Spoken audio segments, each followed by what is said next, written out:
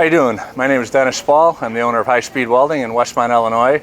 We are a full-service chassis shop. We build anything from roll cages to top sportsman to pro mod style cars. We've been around since 1992. Our main builds are drag cars. We've been doing quite a bit of road racing cars too. A lot of Porsches and some Jaguars and BMWs. If you need anything as far as roll cages, headers, subframe connectors, narrowed rear end, full exhaust systems, we're the place to come. We turbochargers, intercoolers, superchargers, plumbing for the car, tin work, carbon fiber, any sort of race car need, we can fill your needs. How you doing? We're here at the Westmont Car Show. I'm a sponsor for the weekly car show on Thursdays. Every week we bring a different vehicle for the theme of the week. This week we have, well actually this week, every week I'm going to have this car here. This is a shop car that's been completed about 13 years ago. It's a 1974 Hemi Duster. It has a 540 cubic inch aluminum headed Hemi built by Ted at Opel Engineering.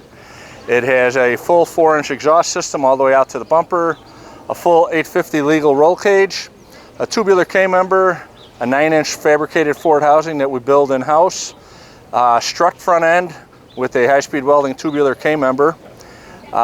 Paint was done locally by Cubis Auto Body.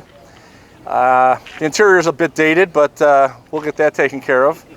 Other than that, it's a really nice, streetable, everyday car. Makes a little over 700 horsepower on pump gas, and it's fun to drive. How long did it take you for the build?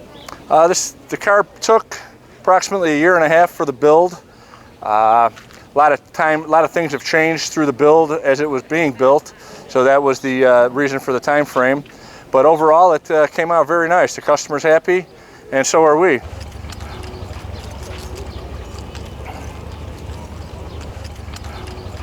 Can we take a look at the engine? Okay, we'll open up the hood so you can see the engine.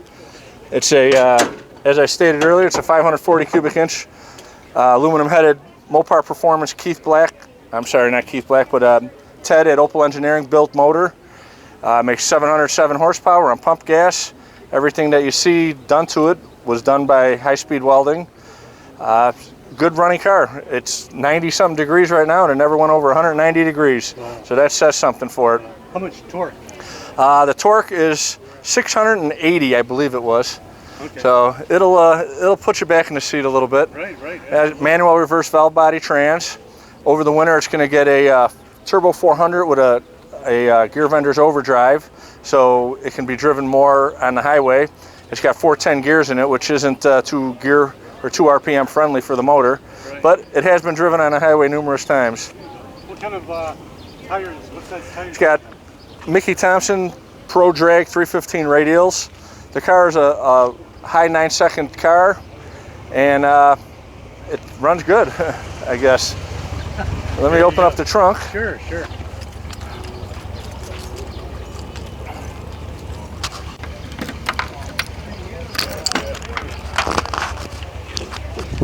In the trunk, we have a 15-gallon fuel cell, a Product Engineering fuel pump, anti-roll bar, and the cage, as you can see it. The battery's located in the back. We got to throw some carpeting in the car, or in the trunk, I should say. You'd think it would have that after all those years, but it's not a necessity, so that's why it's like it is. How much does that give you? How many runs for 15? It gets really decent fuel mileage. I've taken it to Route 66, which is about 40 miles from our location, our shop, and I think it consumed about 6 gallons of fuel on the way there. So that's pretty decent for a Dominator carbureted car. There you go. And let's see, we got that nice decal on the back. Yep. That's cool. And any future plans, or do you let your better half drive it? She'd drive it, I'm sure. It wouldn't faze her one bit.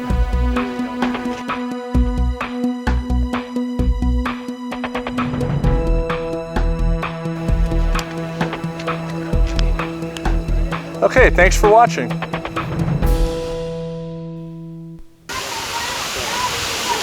We We'd like to show your car next, so please leave us a comment, subscribe, and like us.